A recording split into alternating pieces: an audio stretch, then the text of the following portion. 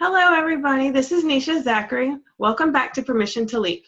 Today we have with us Kimberly Gibson from Get Fit From Within. Kimberly Gibson is a holistic coach and certified personal trainer. She has a self-love approach to empowering women to awaken their confidence, ignite their passion, live their purpose, and feel confident in their own skin. She combines spiritual principles and practical tools to help women remove the blocks that hold them back from being their best selves. Today, she is going to talk to us about how she transformed her life by dating herself. Thank you, Kim, for being here. Welcome. Hi, thank you. I'm so happy to be here with you. So, can you tell us a little bit about your story, your background, and how you got to this point? Yeah, so basically, in a nutshell, I used to be overweight. I used to be really unhealthy, unhappy, totally disconnected from myself. Like, had no idea who I was, what I wanted, what I was here to do. Crazy insecure, jealous, just a hot mess. And I basically, over the last 7 years, have been on my own journey of total mind, body, and spirit transformation. And through that, I really developed this deep, deep love and connection and understanding of myself, which has really been the foundation and has allowed me to be more confident, to heal my body, to live healthier, and to start this amazing business that I've started with my husband to help inspire other people to do the same. So it's been a really amazing journey.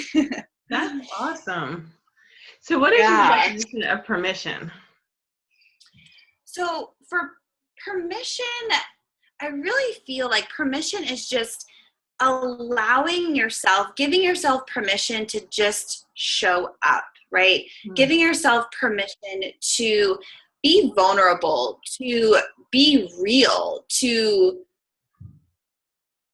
turn in for you, and allowing yourself, having the willingness, giving yourself the permission to do that. Right. I think, yeah. Okay. So, as it relates to confidence and living your purpose, how do you help with that?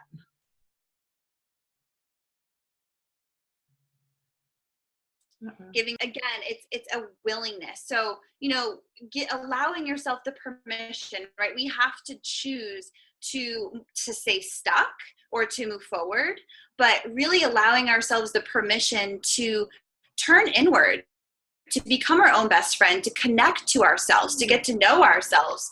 And through that, that's where our true power lies. And in order to really tap into that soul space, we must first give ourselves the permission to do that, right? We have to allow ourselves the time and the space to be able to go there, right? Exactly.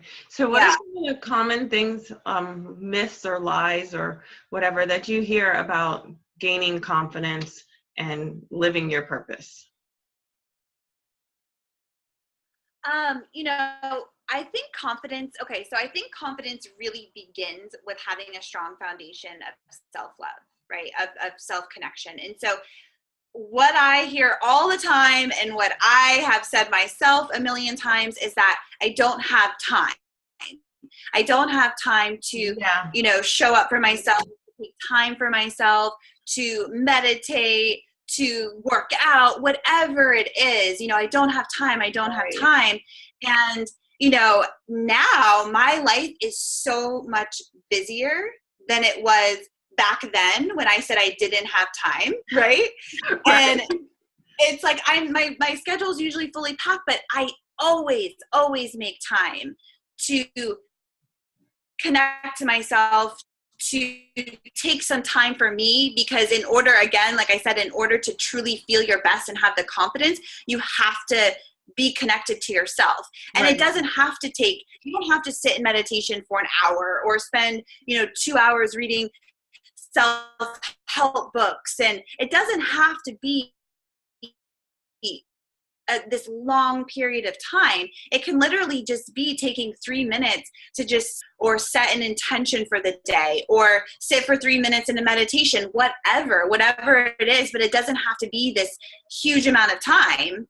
Right. And if it's a priority, which it should be because it's really, the foundation for everything else in life, you'll make the time, because when you do, you feel so much better. You feel, my life has totally changed and I feel so much better just by taking 3 minutes a day. It doesn't have to take tons of time. And that makes sense. That's a big one. I think that's my biggest one. Oh, there's not enough time for me. Let me just take care of everybody else. Right. Really get to know. So I allowed myself to sit in stillness and without distractions, without noise, and actually feel whatever was coming up for me. Like, so many years I had suppressed all this stuff. I just pushed it down and pushed it down and pushed it down. So I allowed myself to feel what was coming up and heal that, so I could make room to kind of get down into the core of who I really was. And, that took a lot of, it was very uncomfortable at first, because, in the beginning, it's like I had never sat with myself without distractions, right? I was on my phone or on my TV, watching TV.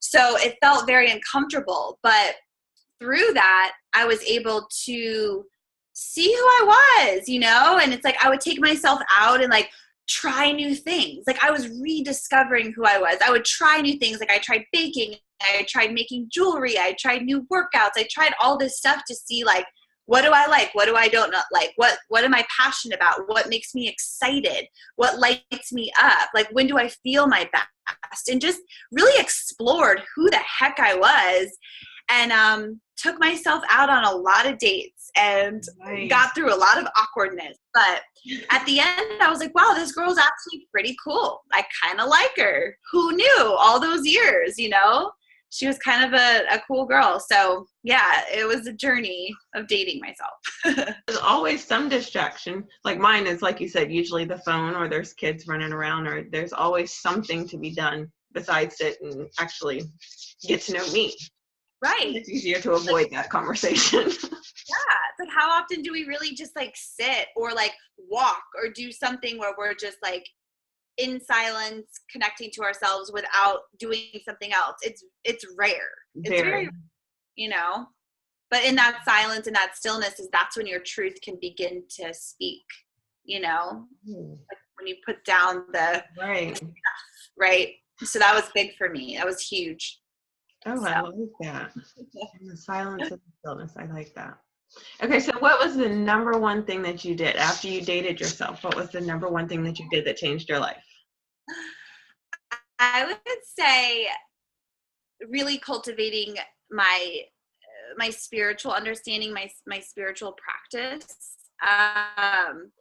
That was life-changing for me. And, really creating a spiritual practice of your own understanding, I say, because, for some people that may be God, that may be going to church, that may be yoga, that may be, being in nature, like whatever it is that lights you up, that you feel in that soul space when you feel like your most authentic self and you feel, inspired and creative, like whatever brings you to that space. For me, it's meditation.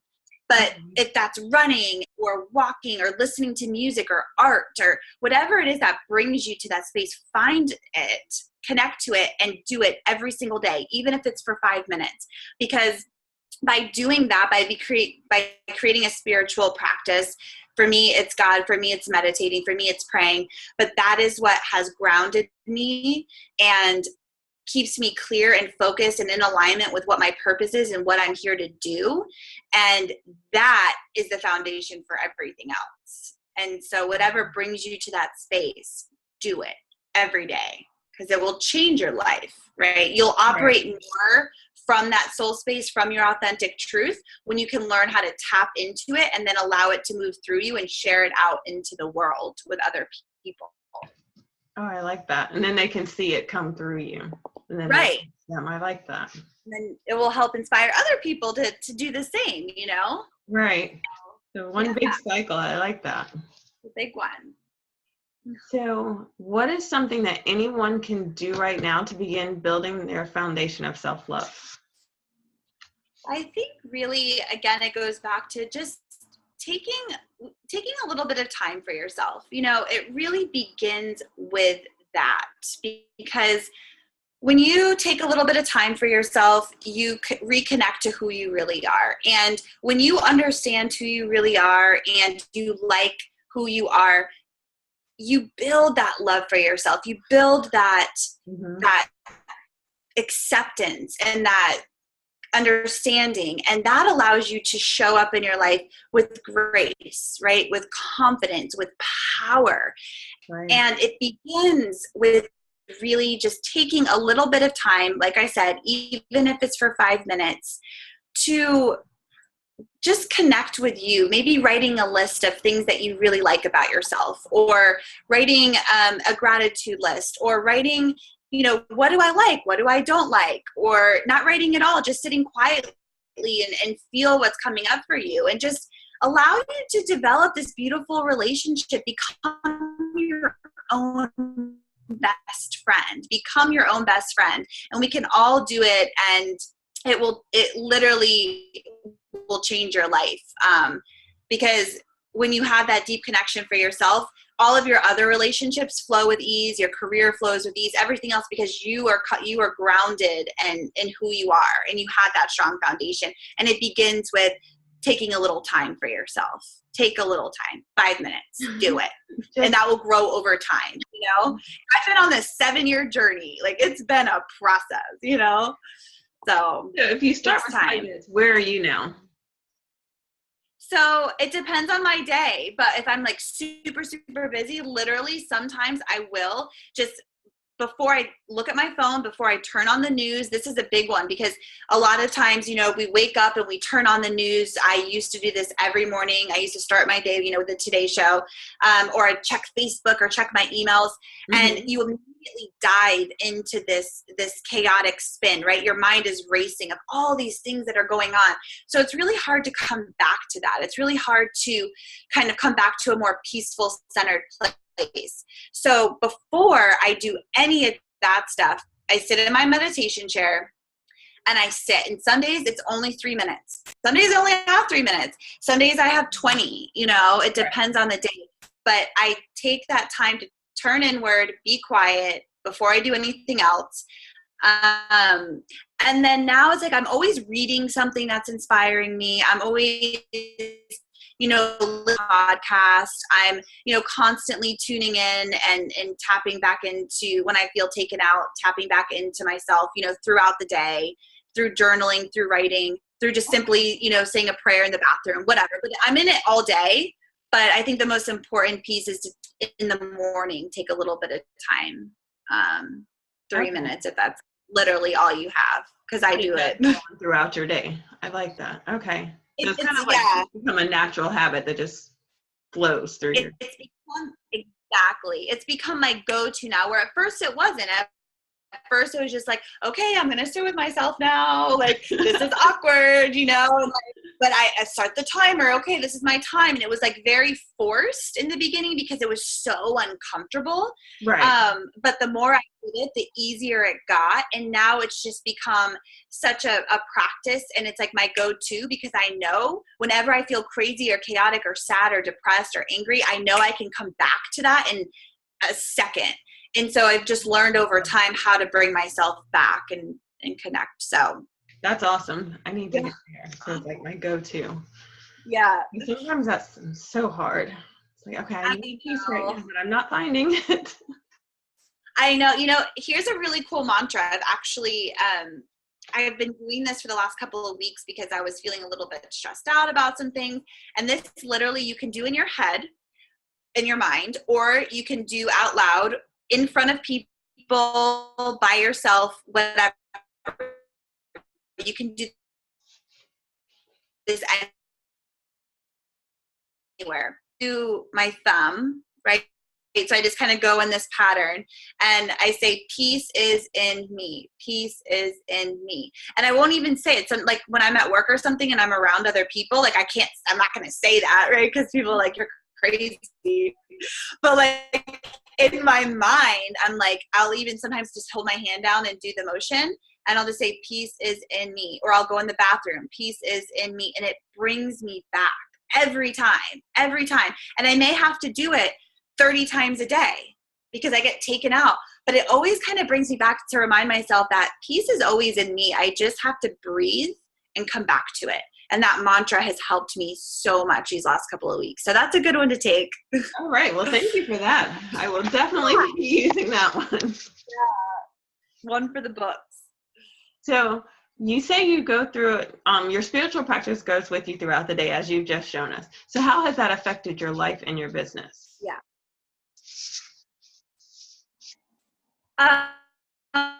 In every way, because it's the foundation. When I don't make that a priority, now I've been meditating now consistently. So when I say consistently, that means every single day without fail. I don't miss a day, for about a year, right? So it's new that it's a consistent practice. Mm-hmm. But when I wasn't meditating, when I wasn't connecting to, God, source, whatever you want to call it, intuition, I was out. Like I felt lost. I felt scattered. I felt chaotic. Like when I don't take that time, I don't feel like myself. I don't feel like my best self. I feel overwhelmed and anxious and fearful. And, my life, it feels stuck. I feel blocked. It doesn't flow. It doesn't flow with ease. And so, with my business, with my relationship, with my health, with everything, it's like when I'm tuned into that space,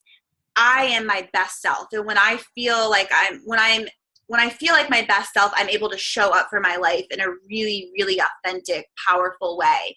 And my spiritual practice allows me to tap into that. Okay. It allows me. And when I don't do it, I'm a crazy hot, ask my husband. He's like, if I don't get my meditation in the morning, I'm like freaking out of control. So he's like, babe, you need to go meditate because I cannot handle you right now. Oh, wow. So even he knows. So first thing. Yeah. I like that. Okay. So lightning round. What's the best advice you've ever received?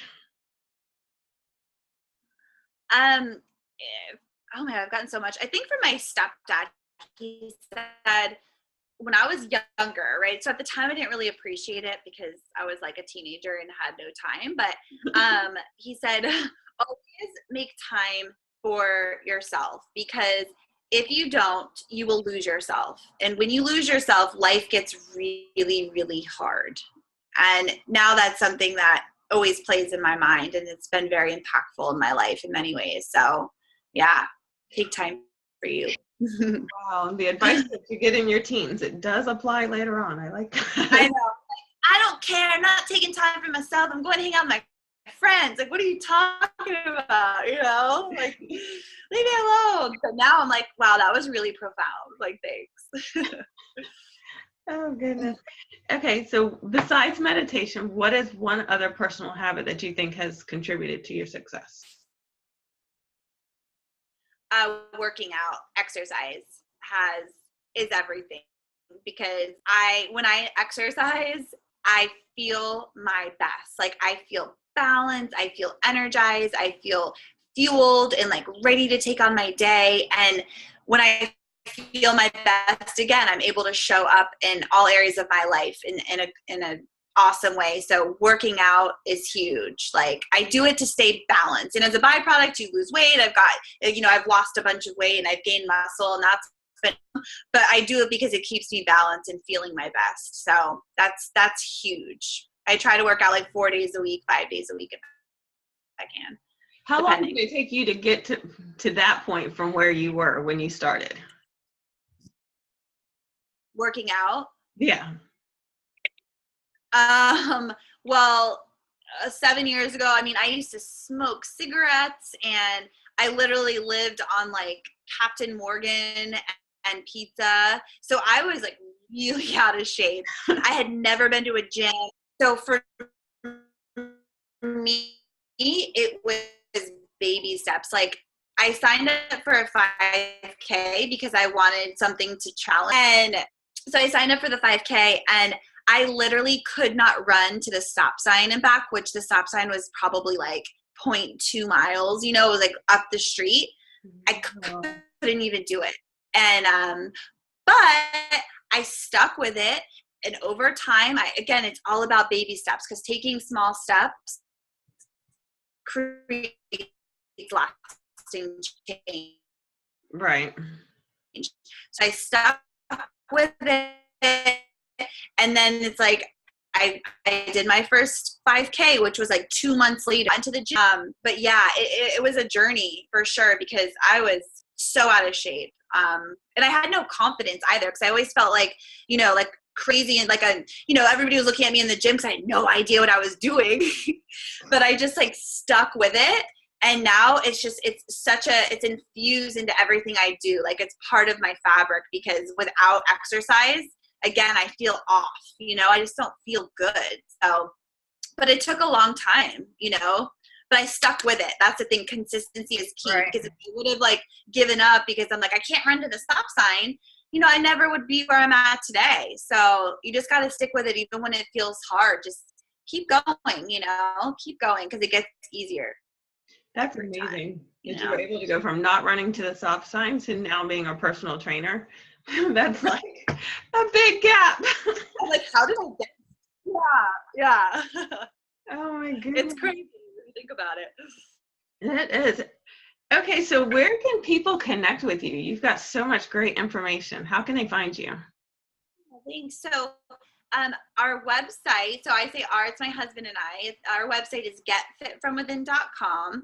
And on the website, you can learn all about me, all about us, how you can work with me. I offer one-on-one different programs and stuff. So that is where you can find me. Everything's on it. So getfitfromwithin.com. Okay. Are you on Facebook or Twitter?